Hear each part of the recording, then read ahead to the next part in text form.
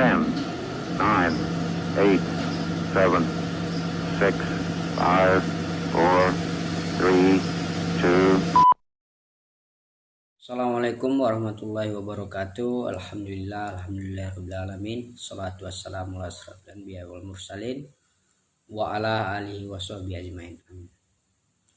Puja puji syukur kita kehadirat Allah Subhanahu wa taala. Shalawat dan salam marilah sama-sama kita hadiahkan kepada baginda Nabi Muhammad sallallahu alaihi wasallam. Semoga dengan memperbanyak selawat kepada beliau kita mendapat syafaatnya di yaumil qiyamah. Amin amin ya rabbal alamin. Baik, adapun tujuan saya di sini sebagai moderator, kami dari kelompok 12 akan menyampaikan daripada isi makalah kami yang akan nantinya kami paparkan bersama rekan-rekan kelompok saya, yaitu Dwi Aryani Khairun Nisa, Nurul Hasanah Marpaung, dan Fikri Haikal Fadli Nasution, saya sendiri. Adapun judul makalah kami ini ialah pengembangan sumber daya manusia.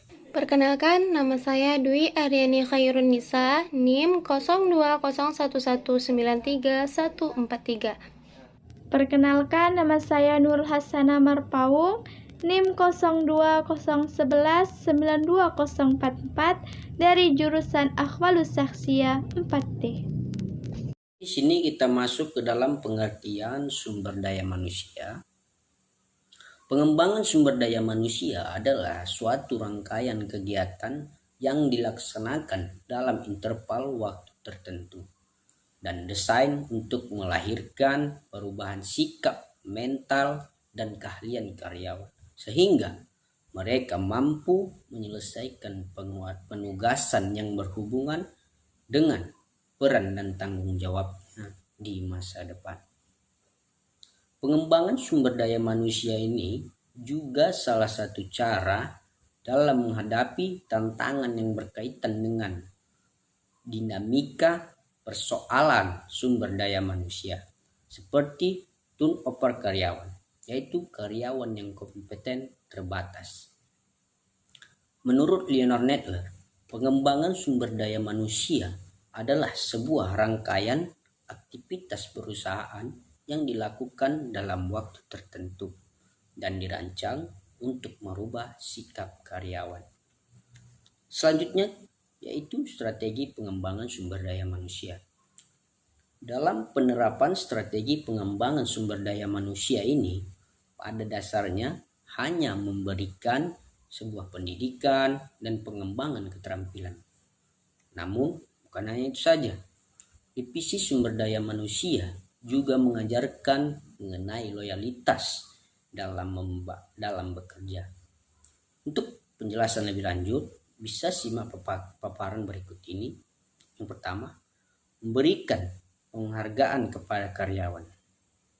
Penghargaan dapat diartikan sebuah perilaku dalam menghargai atas pencapaian atau prestasi yang dimiliki oleh karyawan itu sendiri, di mana penghargaan ini memiliki banyak jenis. Contohnya seperti bisa memberikan kenaikan gaji, berikan hadiah seperti mobil maupun penghargaan yang lainnya.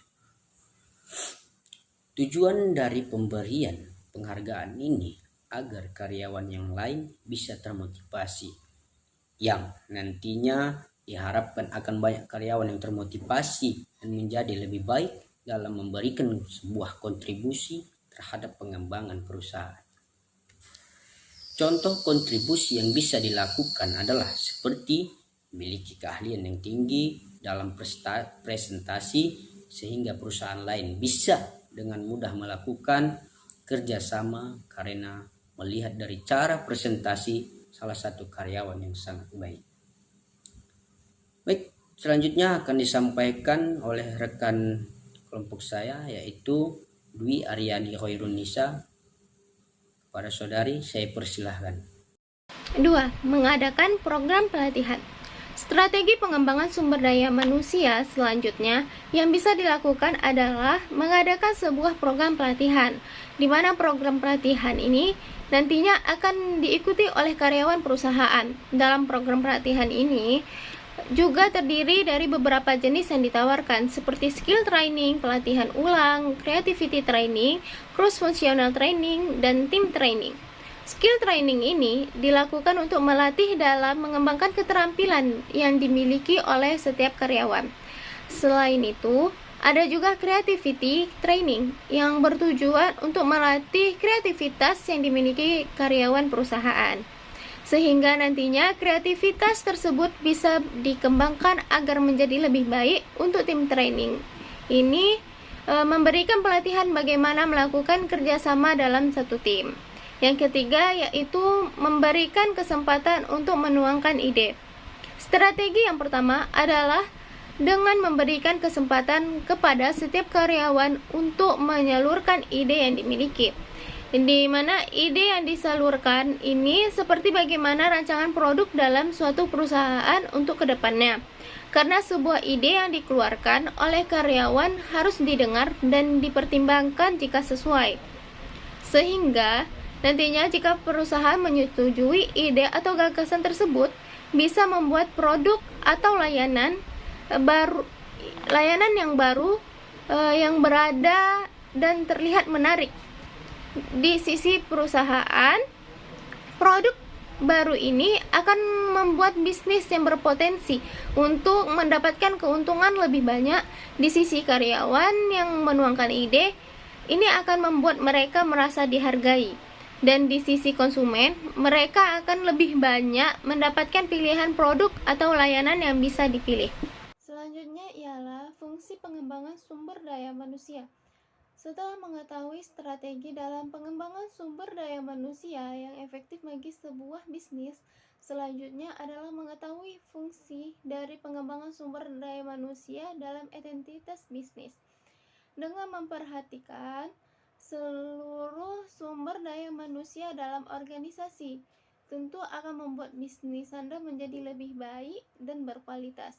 Namun, lebih jauh dari sekedar kata baik. Berikut adalah paparan tentang fungsi pengembangan sumber daya manusia bagi bisnis. Yang pertama ialah meningkatkan produktivitas. Fungsi yang dari pengembangan sumber daya manusia yang pertama adalah bisa meningkatkan produktivitas karyawan dalam bekerja, di mana seorang karyawan mungkin mampu menciptakan varian baru dari berbagai produk yang ditawarkan perusahaan, sehingga konsumen Anda tidak akan merasa bosan karena bisa memilih banyak varian yang telah disediakan. Yang kedua ialah mampu mengurangi kerusakan yang terjadi pada produk. Karyawan yang memang memiliki keahlian atau keterampilan dalam perusahaan bisa mengurangi sebuah kerusakan produk, namun keterampilan tersebut terlebih dahulu harus dikembangkan melalui pelatihan yang dilakukan oleh divisi pengembangan sumber daya manusia, sehingga karyawan atau pekerja atau terlihat lebih terampil dan memiliki kualitas yang tinggi dalam bekerja. Baik, selanjutnya akan dipaparkan oleh rekan saya yaitu Nurul Hasanah Marpaung. Kepada Nurul Hasanah Marpaung dipersilakan. 3. Pekerjaan bisa berjalan secara efisien. Kata efisien memiliki makna melakukan pekerjaan secara tepat dan tidak membuat kesalahan dalam bekerja. Karena memang fungsi dari program pengembangan sumber daya manusia tersebut untuk melatih karyawan agar memiliki sifat yang terampil. Maka dari itu, pekerjaan yang dilakukan berjalan secara efisien dengan apa yang diharapkan. 4. Meningkatkan sikap kepemimpinan. Sikap kepemimpinan memang harus dilatih dan tidak banyak dikuasai oleh banyak orang, bahkan pemimpin itu sendiri. Namun, sikap kepemimpinan ini tidak selamanya harus dimiliki oleh seorang pemimpin saja, akan tetapi harus juga dimiliki oleh karyawan dengan mempelajari dan melakukan pelatihan kepemimpinan. Nantinya, sikap kepemimpinan ini bisa berguna secara individu dan organisasi secara menyeluruh. 5. Memberikan tingkat pelayanan yang baik kepada konsumen. Pelayanan memang juga termasuk dalam sebuah penilaian yang dinilai oleh konsumen jika menggunakan sebuah jasa.